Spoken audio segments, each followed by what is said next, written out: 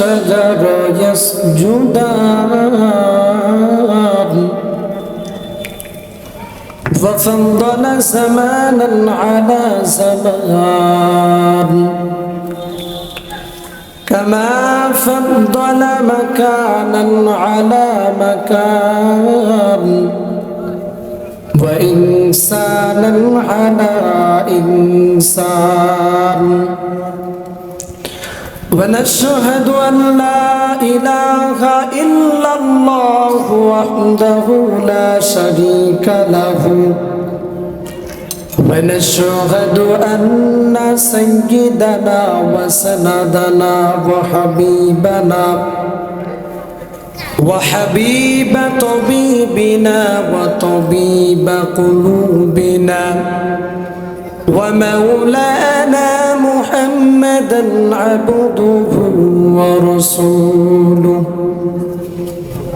أرسله بالحق بشيرا ونذيرا وداعيا إلى الله بإذنه وسراجا وقمرا منيرا أما بعد فأعوذ بالله من الشيطان الرجيم بسم الله الرحمن الرحيم وأقيموا الصلاة وآتوا الزكاة واركعوا مع الراكعين صدق الله العظيم قال النبي صلى الله عليه وسلم الصلاة عماد الدين من أقامها فقد أقام الدين ومن هدمها فقد هدم الدين أو كما قال عليه الصلاة والسلام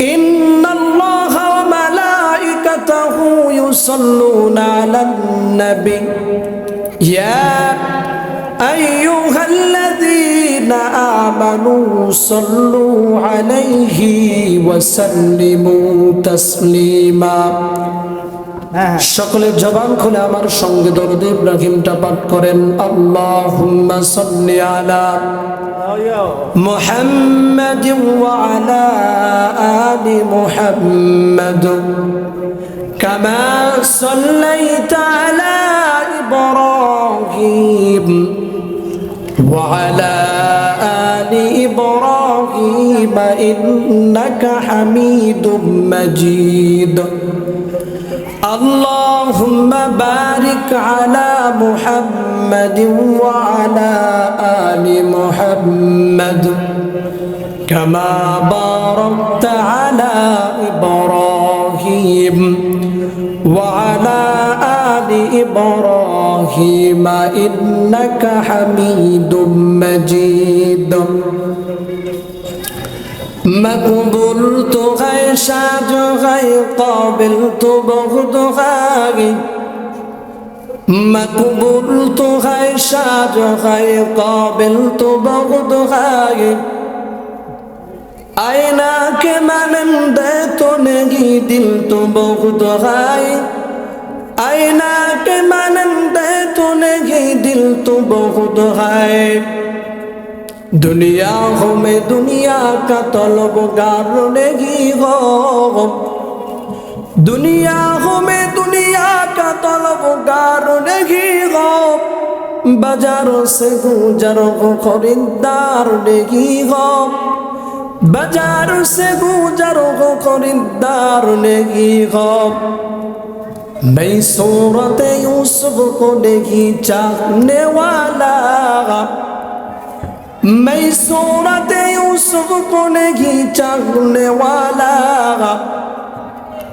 मैं पैसा के मानंद नहीं आशिक लैला मैं पैसा के मानंद नहीं आशिक लैला ला इलाहा इल्लल्लाह ला इलाहा इल्लल्लाह ला इलाहा इल्लल्लाह हाथे करो हाथेर काम पाए करो पाएर काम জবানে শুধু বলো হে মুমিন আল্লাহ তাআলার জাতি নাম লা ইলাহা ইল্লাল্লাহ লা ইলাহা ইল্লাল্লাহ লা ইলাহা ইল্লাল্লাহ আসমান জমিন গায়রুল্লাহ পাহাড় পর্বত গায়রুল্লাহ মাজার বাজার গায়রুল্লাহ লা ইলাহা ইল্লাল্লাহ লা ইলাহা ইল্লাল্লাহ লা ইলাহা ইল্লাল্লাহ মুহাম্মাদুর রাসূলুল্লাহ সাল্লাল্লাহু আলাইহি ওয়া আলিহি ওয়াসাল্লাম। আলহামদুলিল্লাহ, দুর্গাপুর কালিতুল ইসলামাবাদ নুরানি হাফিজিয়া মাদ্রাসার উদ্যোগে আয়োজিত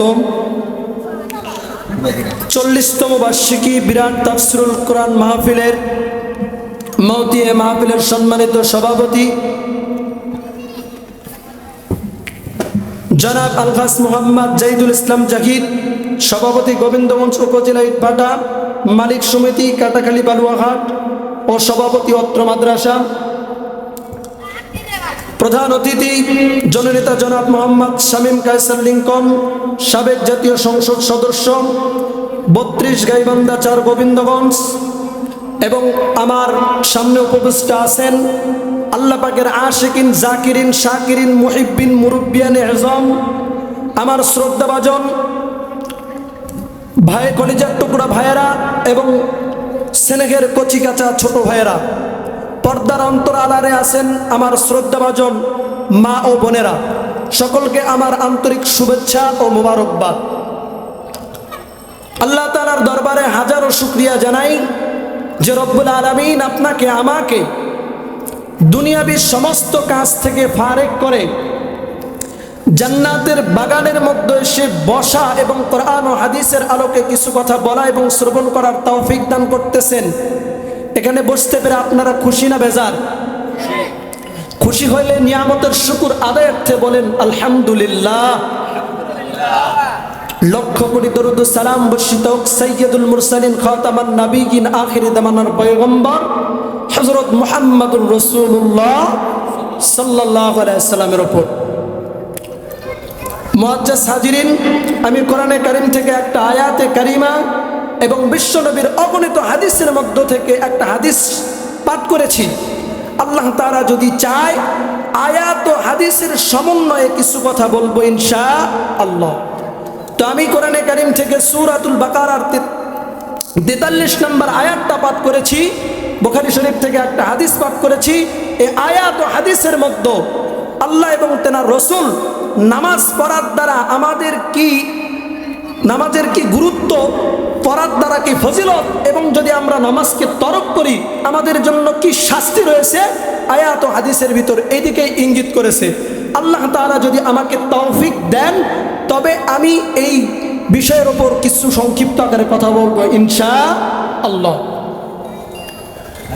কোরআনে কারীমের মধ্যে আল্লাহ জানায় দেয় وَأَقِيمُوا الصَّلَاةَ وَآتُوا الزَّكَاةَ وَارْكَعُوا مَعَ الرَّاكِعِينَ। তোমরা নামাজ কায়েম করো, যাকাত প্রদান করো, রুকুকারীদের সাথে রুকু করো। শুধু একবার নয়, দুইবার নয়, কোরআনে কারীমের 82 জায়গার মধ্যে আল্লাহ তাআলা নামাজকে আদায় করার জন্য বান্দাদেরকে আহ্বান করেছেন। আর যেই জিনিসটার গুরুত্ব যত বেশি কোরআনে কারীমের মধ্যে আল্লাহ তাআলা তত বেশি ওই জিনিসটার প্রতি তাগিদের জন্য বান্দাদেরকে আদেশ করেছেন। 82 বার আদেশ করাতে আমরা বুঝতেছি নামাজের গুরুত্ব কম না বেশি? কথা বলেন। নামাজের গুরুত্ব বেশি, যার কারণে আল্লাহ তাআলা একবার নয়, দুইবার নয়, ৮২ বার পর্যন্ত নামাজের কথা কোরআনের মধ্যে বান্দাদেরকে বলেছেন, ওয়াকিমুস সালাত, নামাজ আদায় করো, নামাজ কায়েম করো। মুআজ্জাজ হাজিরিন, আমরা বুঝলাম নামাজের গুরুত্বটা সবচাইতে বেশি, যার কারণে আল্লাহ কোরআনের মধ্যে বারবার বান্দাদেরকে নামাজের প্রতি তাগিদ করেছেন। অপরদিকে আল্লাহ রাসূল বলেছেন, আস-সালাতু ইমাদুদ্দিন, নামাজ হলো ধর্মের খুঁটি।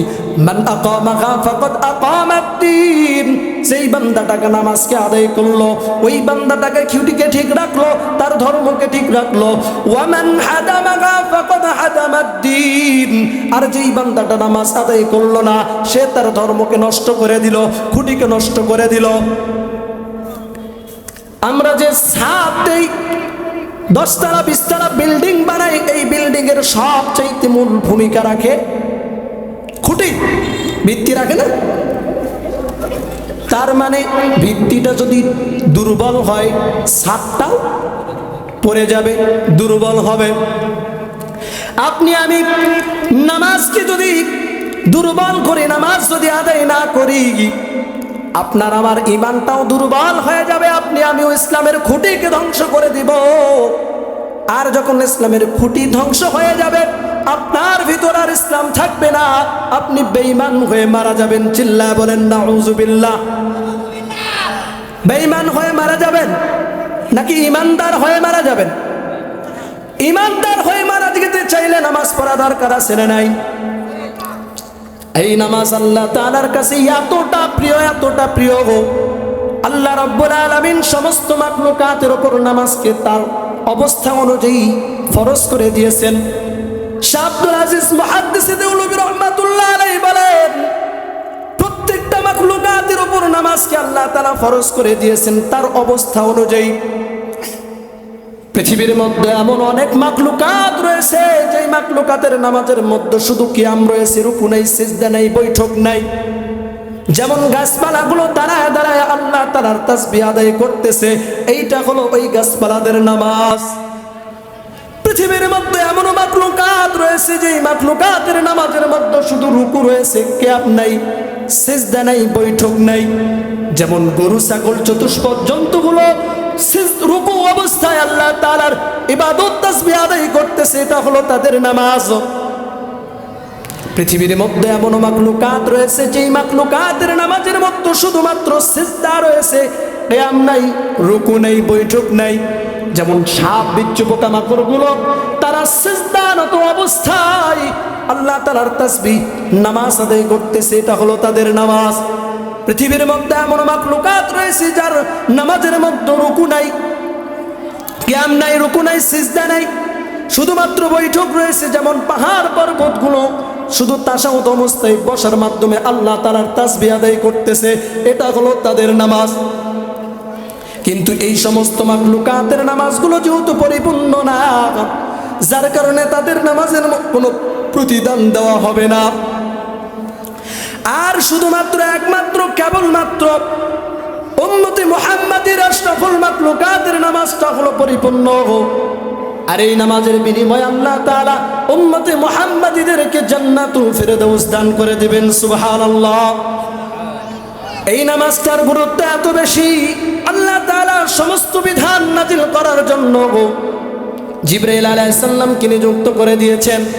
সমস্ত বিধানগুলো জিবরাইল আলাইহিস সালাতু ওয়াস সালামের মাধ্যমে নবীর কাছে আল্লাহ তাআলা বিধানগুলো নাজিল করায় দেন। কিন্তু এই নামাজকে আল্লাহ তাআলা জিবরাইল আলাইহিস সালামের মাধ্যমে নাজিল করে নাই, বরং মেরাজের রজনীতে নিজের সান্নিধ্যে ডেকে স্বয়ং নবীকে আল্লাহ তাআলা নামাজের বিধানটাকে উপহার দিয়েছেন। সুবহানাল্লাহ। দুনিয়ার মধ্যে কোনো এমপি যদি কোনো পার্সোনাল এবং গুরুত্বপূর্ণ কথা কোনো চেয়ারম্যানকে যদি বলতে চায়, তার পিএর মাধ্যমে কিন্তু সংবাদটা দেয় না। চেয়ারম্যান সাহেবকে নিয়ে গোপন কামরার মধ্যে গিয়ে সুন্দরভাবে দায়িত্বগুলো, পার্সোনাল কথাগুলো বলে দেয়, গুরুত্ব বোঝানোর জন্য। এরকমভাবে আল্লাহ তাআলাও তার নবীকে পার্সোনালি নিজের কাছে ডাকি নিয়ে নামাজকে ফরজ করে দিয়েছেন। তার মানে গুরুত্বটা কম না বেশি?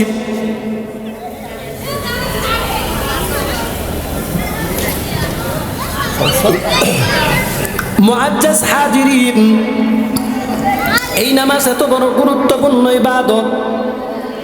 আল্লাহ রাসূল বলেন, as-সালাতু মিরাজুল মুমিনিন, নামাজ হলো মুমিনের মেরাজ। আমি যেরকম ভাবে মেরাজের রজনীর মতো নামাজকে পাইছি, যদি কোনো আমার উম্মত 5 ওয়াক্ত নামাজ সঠিকভাবে আদায় করে, ওই বান্দাটাও আল্লাহর সাথে 5 বার কথা বলতে পারবে। চিল্লা বলেন সুবহানাল্লাহ।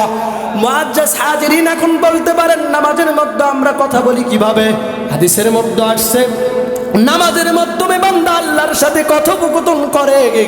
যখন নামাজের মধ্যে বান্দা দাঁড়ায় গিয়ে আল্লাহু আকবার বলে, আল্লাহ বলে লাব্বাইক বান্দা আমি হাজির। এইবার যখন বান্দা বলে আলহামদুলিল্লাহ, সমস্ত প্রশংসা, আল্লাহ বলেন সমস্ত প্রশংসা কার জন্য? বান্দা বলে লিল্লাহ, আল্লাহর জন্য। আল্লাহ বলে মা লিল্লাহ, আল্লাহটাকে আমরা তখন বলি রব্বিল আলামিন, যিনি হলেন রব্বুল আলামিন, বিশ্বজগতের প্রতিপালক। আল্লাহ বলে রব্বুল আলামিনটাকে। এইবার বান্দা বলে আর রহমানির রহিম, যিনি পরম করুণাময় অসীম দয়ালু। এইবার আবার বান্দাকে আল্লাহ আবার বলে এই রহমানুর রহিমটাকে। আমরা তখন বলি মালিকি ইয়াউমিদ্দিন, যিনি হলেন বিচার দিবসের মালিক। আল্লাহ তখন ডেকে বলে বান্দা আমি হলাম বিচার দিবসের মালিক, বল তুই আমার কাছে কি চাস? তখন আমরা বলি ইয়্যাকা না'বুদু ওয়া ইয়্যাকা নাস্তাঈন, ও আল্লাহ আমরা তোমার ইবাদত করি, তোমার কাছে সাহায্য চাই। এইবার আল্লাহ বলে ও বান্দা তুমি আমার কাছে কি সাহায্য চাও? তখন আমরা বলি ইহদিনাস সিরাতাল মুস্তাকিম, আপনি আমাদেরকে সিরাতে মুস্তাকিম সহজ সরল পথটা দান করে দেন। আল্লাহ বলে ও বান্দা আমি তোমাকে কোন সহজ সরল পথটা দান করে দেব? তখন আমরা বলি সিরাতাল্লাযীনা আন'আমতা আলাইহিম, ওই সমস্ত বান্দাদের পথ আপনি আল্লাহ আমাদেরকে দান করে দেন যাদের উপর আপনি সন্তুষ্ট হয়েছেন, যাদেরকে পুরস্কৃত করেছেন, অর্থাৎ নবী, শহীদ এবং সিদ্দিকগণের পথ আপনি আমাদেরকে দান করে দেন। গায়রিল মাগদুবি আলাইহিম ওয়ালাদ-দাল্লিন, ওই সমস্ত বান্দাদের পথ আপনি আমাদেরকে দান করেন না যারা পথভ্রষ্ট হয়েছে, তাদের পথ আপনি আমাদেরকে দান করেন না। তাহলে নামাজের মাধ্যমে আল্লাহর সাথে কথোপকথন হয়েছে কিনা? কথা বলেন, হয়েছে? কিন্তু এখনকার আমাদের নামাজের যে হালাত, এতে তো আল্লাহর সাথে মেরাজ হওয়া সম্ভব নয়। নামাজের মধ্যে আমাদের মন মানসিকতা ব্যবসা বাণিজ্যে, ক্ষেত খামারে, চিকিৎসা ক্ষেত্রে এবং সর্বক্ষেত্রে বিভিন্ন দুনিয়া বিমুখী হয়ে যায়, যার কারণে এইরকম নামাজ দিয়ে আমাদের মেরাজ হওয়া সম্ভব নয়। নামাজের মধ্যে এক চাচা এশার নামাজের সময় ইমাম সাহেব ভুল করবে 3 রাকাতের মধ্যে বসে গেছে।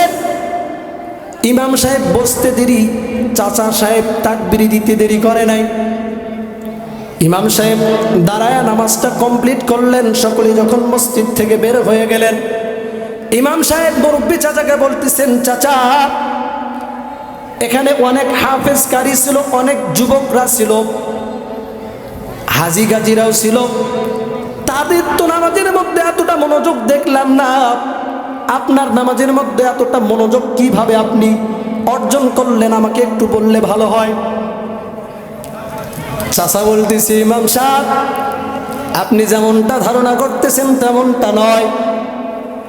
বিষয়টা হলো এই বাজারের মধ্যে আমার 4টা দোকান রয়েছে, আর 4.5 রাকাতের মধ্যে আমি প্রত্যেকটা দিন আমার 4টা দোকানের হিসাব আমি কমপ্লিট করি।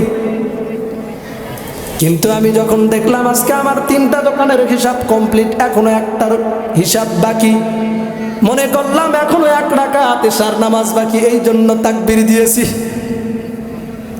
তাহলে বলেন নামাজের ভিতর কোথায় মনোযোগ?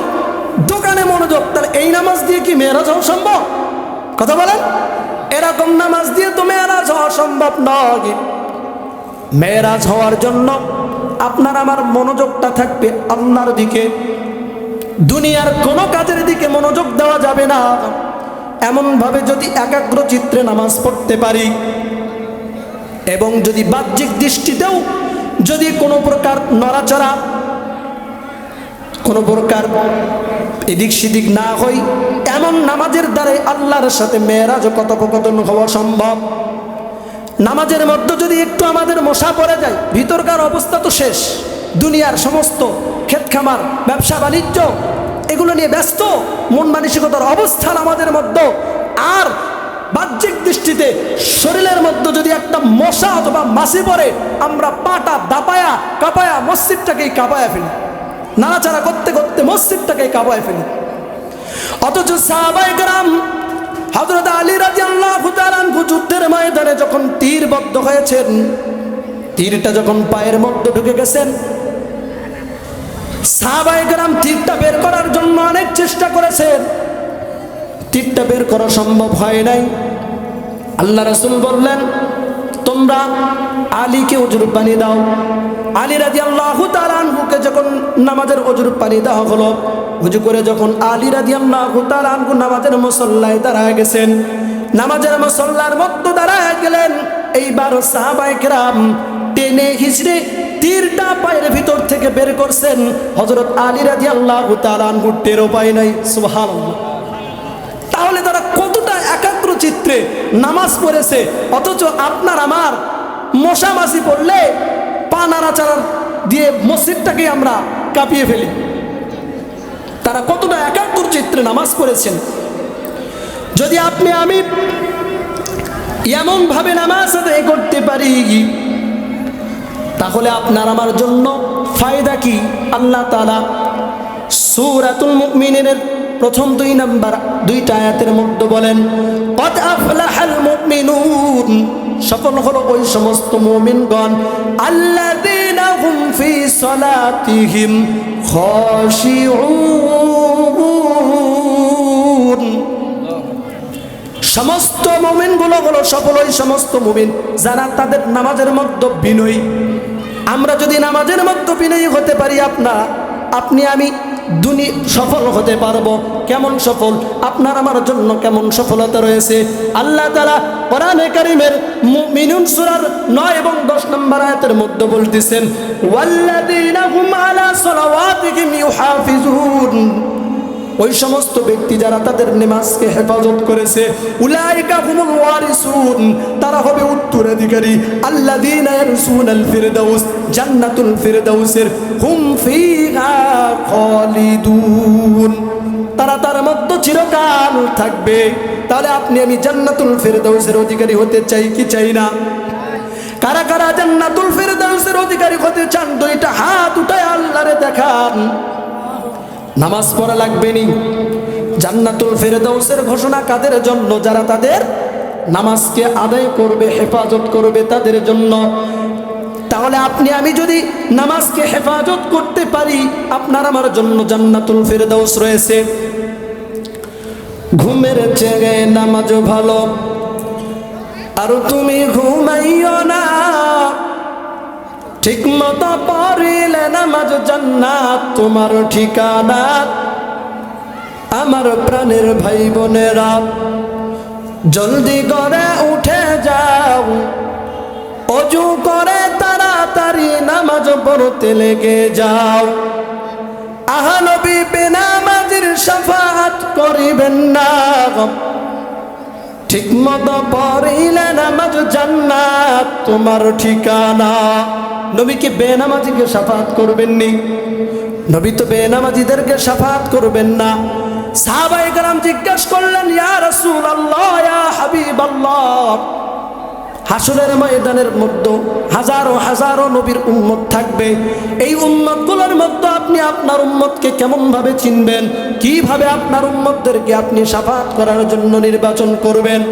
আপনার জন্য তো অনেক কষ্টকর হয়ে যাবে। আল্লাহ রাসূল বলেন, ও আমার সাহাবীরা, যদি এক পাল লাল ঘোড়া থাকে, এই লাল ঘোড়ার মধ্যে যদি একটা সাদা কালো চক্রা বকরা ঘোড়া থাকে, এই ঘোড়াটা বের করা কি কষ্টকর?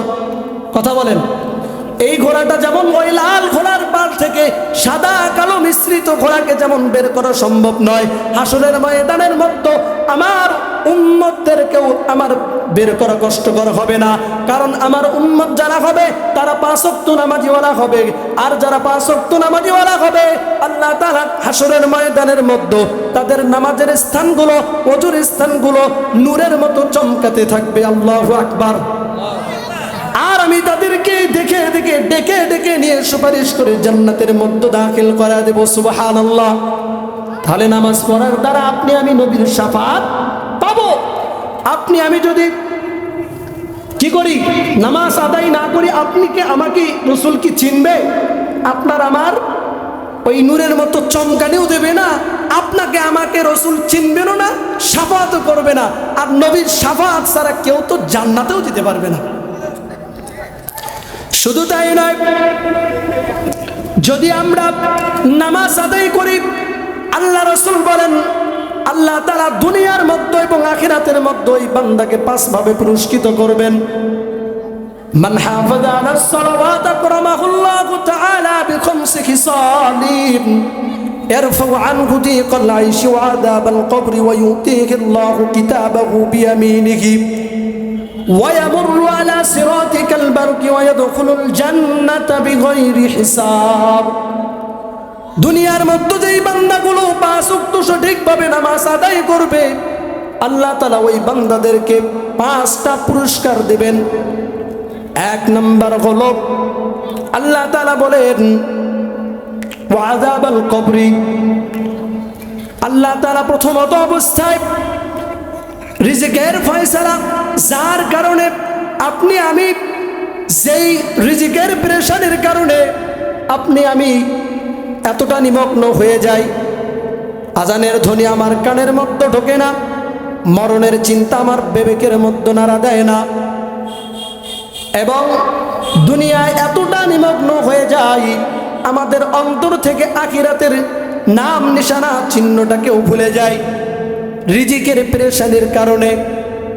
আল্লাহ তাআলা বলেন যদি কোনো বান্দা 5 ওয়াক্ত সঠিকভাবে নামাজ আদায় করে, 1 নাম্বার ফায়দা হলো আমি ওই বান্দার এমনভাবে রিজিকের ফয়সালা করে দেব, তার রিজিকের পেরেশানিগুলোকে আমি দূর করে দেব। আল্লাহ তাআলা কোরআনে কারীমের মধ্যে বলেন ওয়া মাইয়াত্তাকিল্লাহা ইয়াজআল লাহু মাখরাজা ওয়া ইয়ারযুকুহু মিন হাইসু লা ইয়াহতাসিব।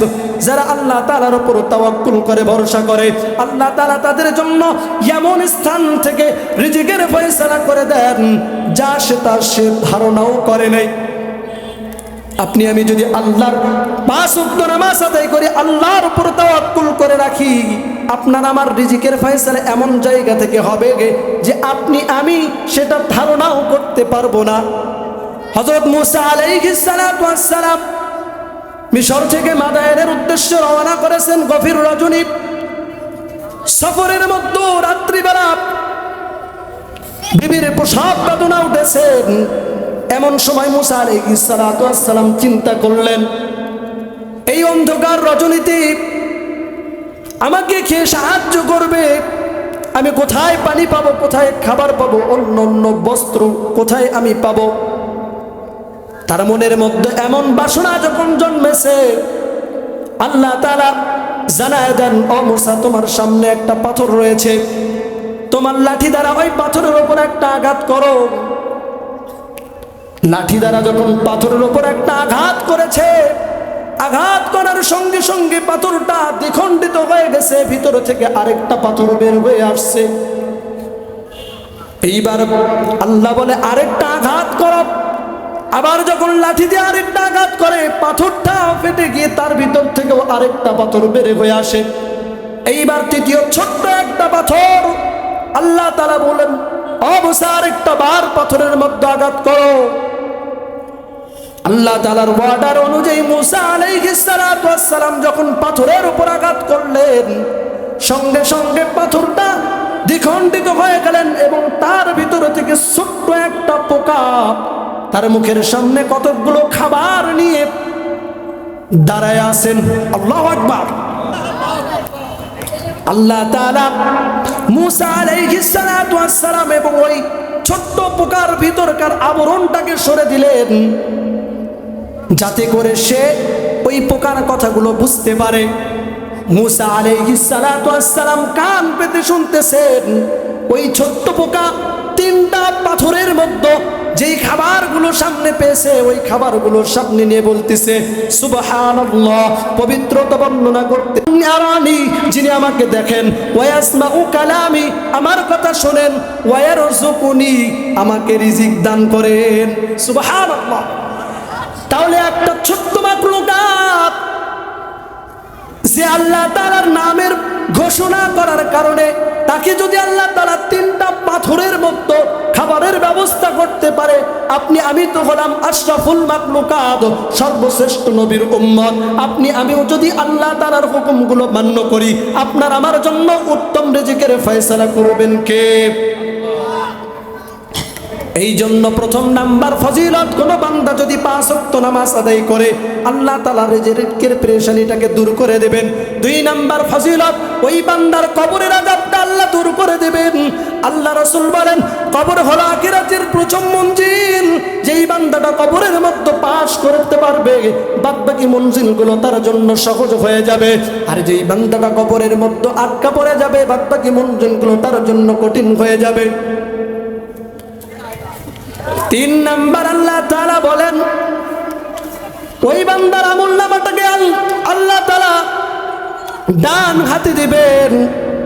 আর কিয়ামতের ময়দানে যেই বান্দার আমলনামাটাকে ডান হাতে দেওয়া হবে ওই বান্দাটা হবে জান্নাতি। আর যেই বান্দার আমলনামাটা বাম হাতের মধ্যে দেওয়া হবে ওই বান্দাটা হবে জাহান্নামী। যারা 5 ওয়াক্ত দুনিয়ার মধ্যে নামাজ আদায় করবে তাদেরকে কিয়ামতের ময়দানে আল্লাহ তাআলা আমলনামা ডান হাতে দেবেন। আর ওই বান্দাটা যখন আমলনামা ডান হাতে পাবেন, আমলনামাটা পাওয়ার পর খুশিতে আত্মহারা হয়ে যাবে।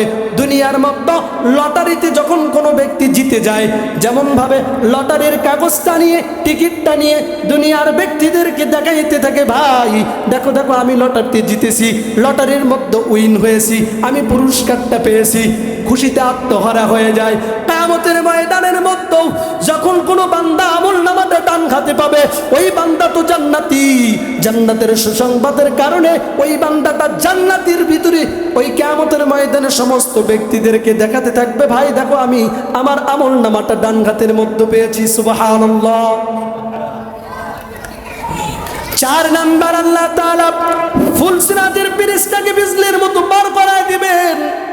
যেই সমস্ত বান্দাগুলো 5 ওয়াক্ত নামাজ সঠিকভাবে আদায় করবে, ফুলসিরাতের ব্রিজটা 500 বছরের রাস্তা, দীর্ঘ পথ, এতটা দীর্ঘ পথ এবং পথটা এত সরু, এত চিকন, চুলের চাইতেও চিকন, হীরার চাইতেও ধারালো, এবং এই ব্রিজের নিচেই রয়েছে জাহান্নাম।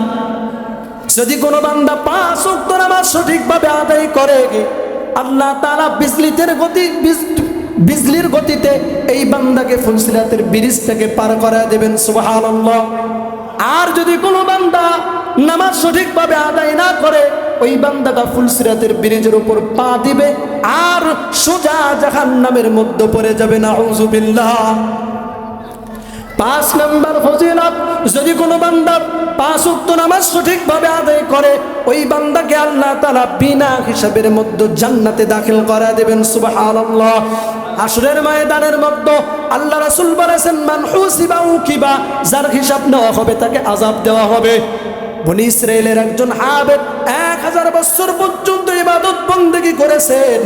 ইবাদত বন্দেগী করার পর মনের মধ্যে একটু চিন্তা আসছেন, আমি তো 1000 বছর পর্যন্ত আল্লাহ তাআলার নাফরমানি ছাড়াই ইবাদত বন্দেগী করলাম, আমি আমার ইবাদত বন্দেগীর হিসাবটা দিয়ে জান্নাতের মধ্যে যাব। আল্লাহর ওলি এমন চিন্তা ভাবনা করে ঘুমিয়ে গেছেন। ঘুমের মধ্যে আল্লাহ তাআলা আল্লাহর ওলিকে সংশোধনের জন্য হাশরের ময়দান ঘুমের মধ্যে কায়েম করায় দিয়েছেন। হাশরের ময়দান যখন কায়েম হয়ে গেছে, এখনো বিচার কার্য শুরু হয় নাই, ব্যক্তিটা হাশরের ময়দানের মধ্যে ঘুরতেছে। বনি ইসরাইলের আবেদ হাশরের ময়দানের মধ্যে ঘুরতেছেন। ঘুরতে ঘুরতে এমন পর্যায়ে তার পিপাসায় গলাটা ফেটে যাওয়ার উপক্রম হয়ে গেল। পানি পানি বলে চিৎকার করতেছে, পানি দাও বলে চিৎকার করতেছে। এমন সময় একটা ব্যক্তি 1 গ্লাস পানি নিয়ে হাজির রয়েছে। বলে ভাই আমাকে পানি পান করাও। বলে হ্যাঁ আমি তোমাকে পানি পান করাইতে পারি, তবে একটা মাত্র শর্ত রয়েছে। শর্তটা হলো যে তোমার যে ইবাদত বন্দেগী রয়েছে সমস্ত ইবাদত বন্দেগীর অর্ধেক ইবাদত বন্দেগী আমাকে দিতে হবে। অর্থাৎ 500 বছরের ইবাদত যদি দাও তোমাকে একটা গ্লাস পানি আমি পান করাবো।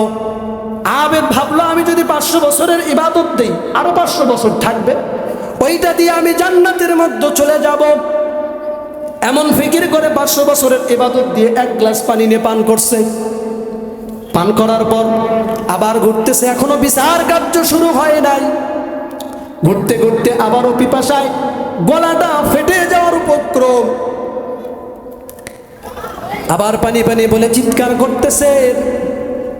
আবার ব্যক্তিটা একটা গ্লাস পানি নিয়ে হাজির, বলে পানি পান করাতে পারি, তবে শর্ত হলো তোমার বাদ বাকি 500 বছরের ইবাদত দিতে হবে গে, তাহলে আমি তোমাকে পানি পান করাবো, নচেত আমি তোমাকে পানি পান করাবো না। আল্লাহর ওলি বনি ইসরাইলের আবেদ ব্যক্তি ভাবলেন আগে নিজের জীবনটা বাঁচাই, তারপরে আল্লাহর সাথে বোঝাপড়া, আল্লাহর কাছে বলবো।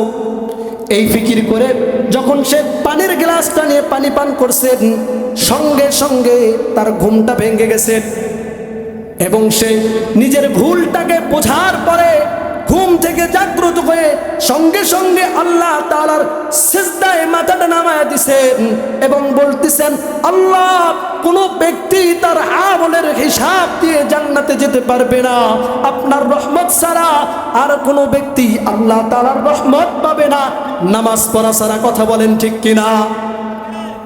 কোন ব্যক্তি হিসাব দিয়ে জান্নাতে যেতে পারবে না আল্লাহ তাআলার রহমত ছাড়া, আর কোন বান্দাই আল্লাহ তাআলার রহমত পাবে না নামাজ পড়া ছাড়া।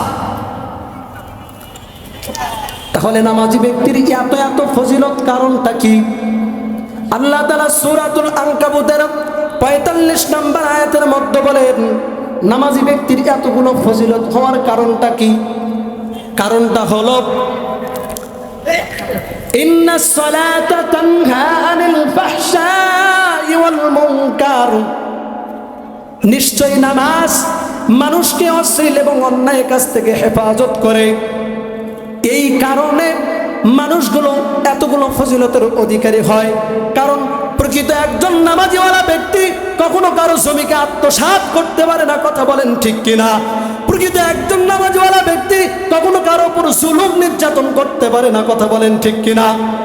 একজন প্রকৃত নামাজিওয়ালা ব্যক্তি কখনো চাঁদাবাজি টেন্ডারবাজি করতে পারে না। কথা বলেন ঠিক কিনা? তাহলে প্রকৃত নামাজিওয়ালা ব্যক্তি এরকম ভাবে প্রত্যেকটা গুনাহের কাছ থেকে যখন নিজেকে হেফাজত করেন, তখন আল্লাহ তাআলা দুনিয়া আখিরাতের মধ্যে তার জন্য এই সম্মানের ব্যবস্থাগুলো করে দেন। সুবহানাল্লাহ। আর আপনি আমি যদি নামাজ না পড়ি, আপনার আমার জন্য কি শাস্তি রয়েছে? আল্লাহ রাসূল বলেন, যেমন ভাবে নামাজ পড়ার দ্বারা 5টা ফায়দা হয়, যদি কোনো বান্দা 5 ওয়াক্ত নামাজ সঠিকভাবে আদায় না করে, ওই বান্দার জন্য আল্লাহ তাআলা 5টা শাস্তিরও ব্যবস্থা করে রেখেছেন। 1 নম্বর শাস্তি হলো ওই বান্দার রিজিকের মধ্যে আল্লাহ তাআলা বরকত দেবেন না, রিজিকের মধ্য থেকে, তার জীবনের মধ্য থেকে বরকত উঠায় নেবেন। সব কাজগুলো তার বেবরকত হয়ে যাবে। হাজার হাজার লক্ষ টাকা যদি ইনকাম করে, তবু মাস শেষে তাকে ঋণ করতে হয়। নামাজ না পড়ার কারণে আসে না নাই? একজন ব্যক্তি মাসে 1 লাখ টাকা ইনকাম করে, মাসের শেষে তাকে আবার ঋণ করতে হয়। অথচ আরেকজন রিক্সা চালক, দিন মজুর, মাসে মাত্র 10,000 টাকা ইনকাম করে, সে 5 ওয়াক্ত নামাজ আদায় করার কারণে আল্লাহ তাআলা তার রিজিকের মধ্যে এতটা বরকত দিয়েছেন যে তাকে ঋণ করতে হয় না, বরং ওই টাকার থেকেও আরো তার সঞ্চয় হয়ে যায়। 2 নম্বর হলো আল্লাহ তাআলা বেনামাজি যারা নামাজ পড়বে না, ওই বান্দাদের ক্ষুধার্ত এবং পিপাসিত অবস্থায় মৃত্যুবরণ করাবেন। তারা এতটা পিপাসা অবস্থায় মৃত্যুবরণ করবেন যে যদি গোটা সমুদ্রের পানিটাও তার গলার মধ্যে ঢেলে দেওয়া হয়, তবু তার পিপাসাটা নিবারণ হবে না।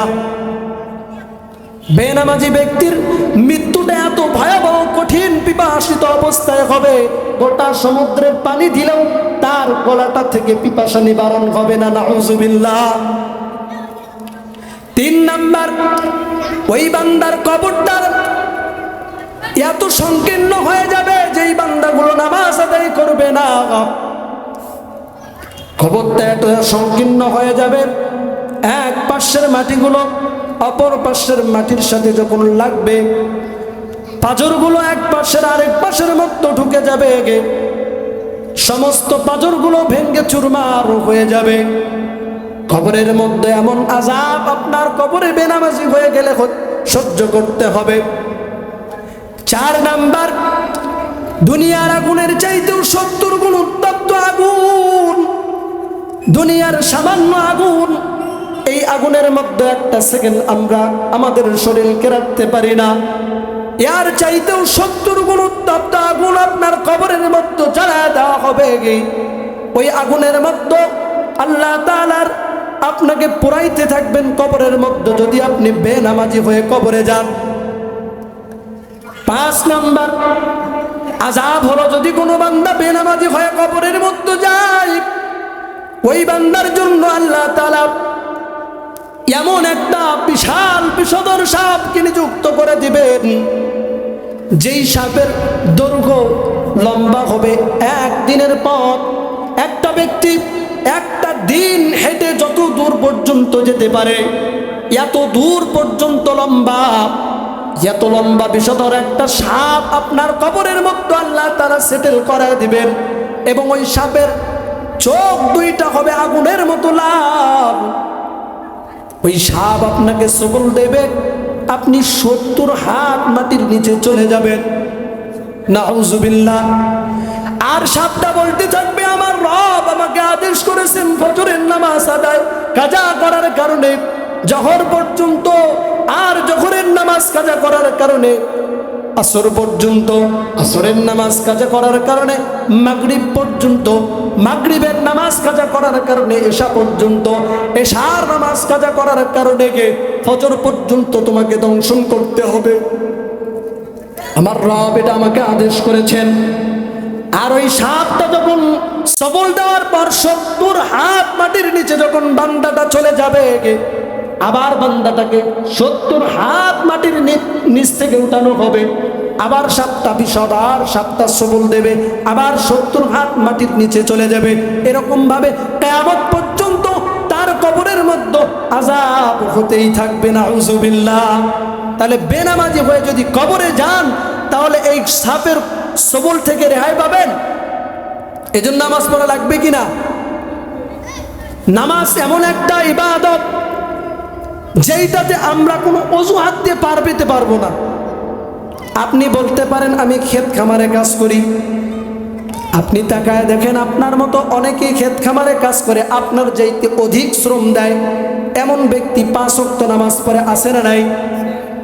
কিয়ামতের ময়দানে যখন বলবেন আল্লাহ ক্ষেত খামারে কাজ করার কারণে নামাজ পড়তে পারি নাই, ওই বান্দাকে যদি দাঁড় করায় বলে, ও বান্দা তুমি তো বললা ক্ষেত খামারে কাজ করার কারণে নামাজ পড়তে পারো নাই, দেখো এই বান্দাটাও ক্ষেত খামারের মধ্যে কাজ করেছে, তোমার চাইতে বেশি শ্রম দিয়েছে জমিতে, তো তবুও তো আমাকে বলে নাই।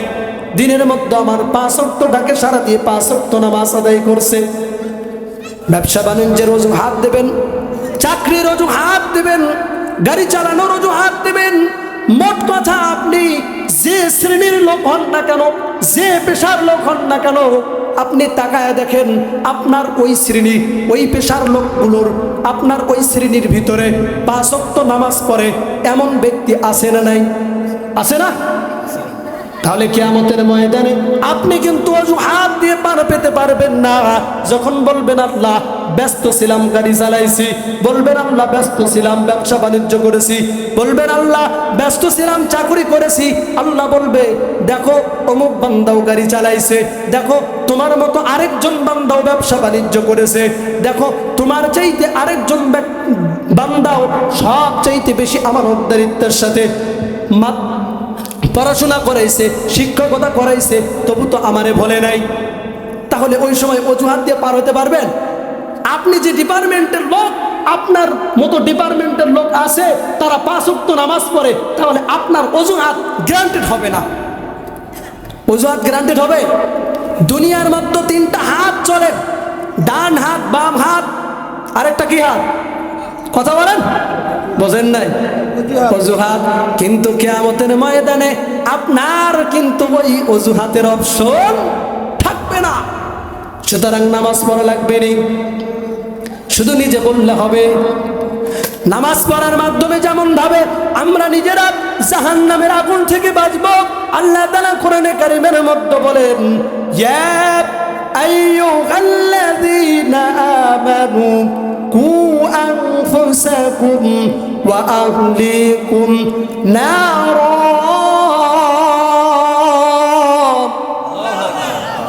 হে মুমিনগণ, তোমরা নিজেরা জাহান্নামের আগুন থেকে বাঁচো, নিজেদের পরিবার আহালকেও তুমি জাহান্নামের আগুন থেকে বাঁচাও। যেমন ভাবে আমরা নিজেরা জাহান্নামের আগুন থেকে নামাজ পড়ার মাধ্যমে রেহাই পাইলাম, তেমন ভাবে আমাদের পরিবারদেরকেও এই জাহান্নামের আগুন থেকে বাঁচানো দরকার আছে না নাই? অবশ্যই রয়েছে।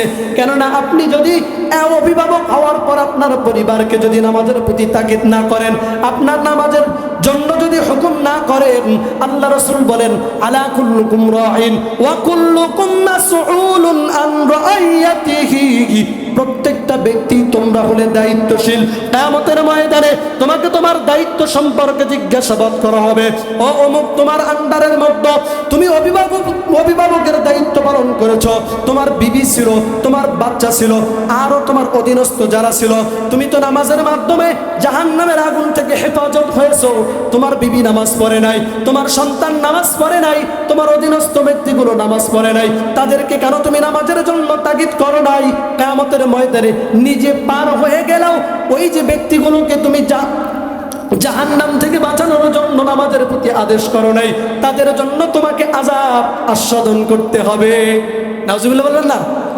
এই জন্য নিজেরা নামাজ পড়বো, নিজেদের পরিবার পরিজনকেও নামাজের আদেশ করব। নচেত আপনি আমি কিয়ামতের ময়দানে ধরা খেয়ে যাব। আপনাকে আমাকে কিয়ামতের ময়দানে এমন ভাবে ধরপাকড় করবে যে আপনি আমি সেখান থেকে আর রেহাই পাবো না, যদি তাদের হকগুলো আমরা আদায় না করি। তাদের হকের ভিতর অভিভাবকের দায়িত্ব হলো 5 ওয়াক্ত নামাজের প্রতি নিজের সন্তানদেরকে এতটা গুরুত্ব দেওয়া যে 7 বছর যখন হয়ে যায় নামাজের পরিপূর্ণ তাগিদ দিয়ে দাও।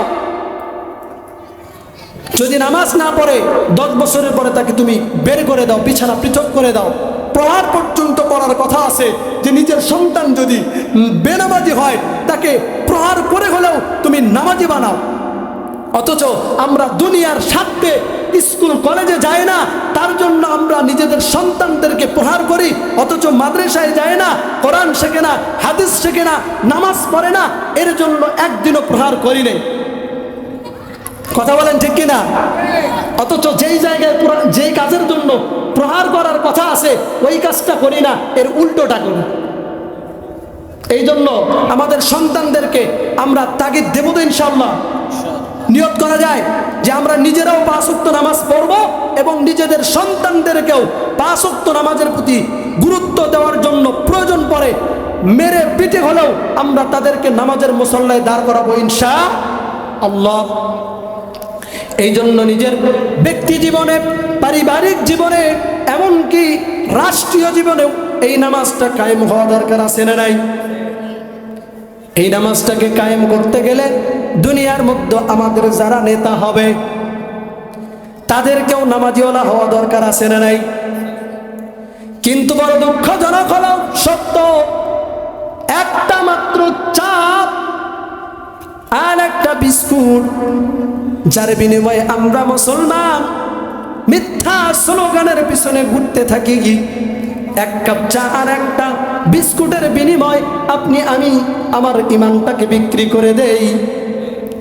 ভোটের সময় আমরা মিথ্যা স্লোগান দেই, অমুক নেতার চরিত্র ফুলের মতো পবিত্র, পরেরটা বললাম না, নামাজ তো পড়বে না 1 ওয়াক্ত, ওইটা টানবে 7 ওয়াক্ত।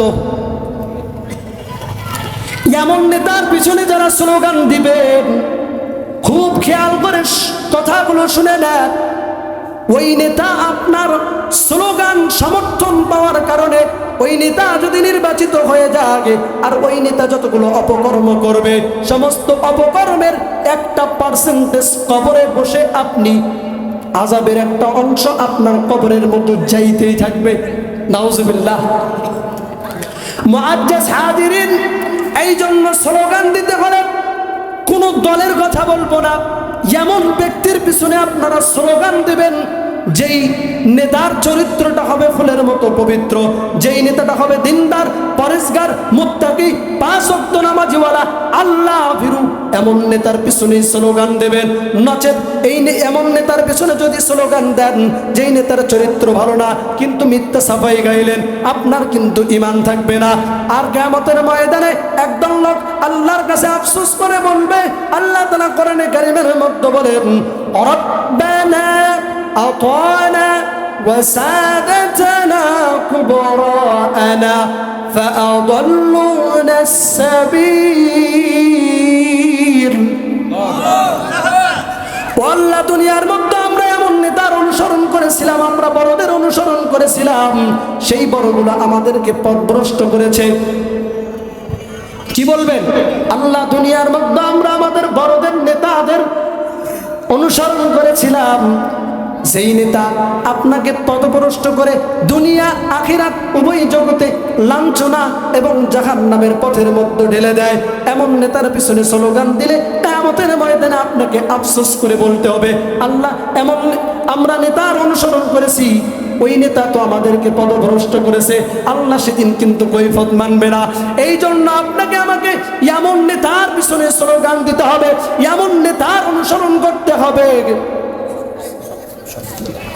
এমন নেতার অনুসরণ করতে হবে যেই নেতা হবে 5 ওয়াক্ত নামাজওয়ালা। কথা বলেন ঠিক কিনা? এই জন্য এমন ভাবে প্রতিজ্ঞা করেন যে আগামীর বাংলাদেশ হবে নামাজওয়ালাদের বাংলাদেশ। কথা বলেন ঠিক কিনা?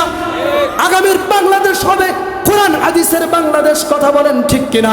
আগামীর বাংলাদেশ হবে আলেম ওলামাদের বাংলাদেশ। কথা বলেন ঠিক কিনা? এরকম ভাবে যারা বাংলাদেশটাকে কোরআন সুন্নাহ মোতাবেক সোনার বাংলাদেশ হিসেবে রূপান্তরিত করতে পারবে, আমরা ইনশাআল্লাহ তাদেরই অনুসরণ করব, তাদেরকেই নির্বাচন করব। তাহলে দুনিয়া আখিরাত উভয় জগতেই আমরা ওই নেতাদের অনুসরণের মাধ্যমে সফলকাম হতে পারবো। সিল্লা বলেন সুবহানাল্লাহ। তাহলে এমন নেতাদের আপনাকে আমাকে অনুসরণ করতে হবে যাদের দ্বারা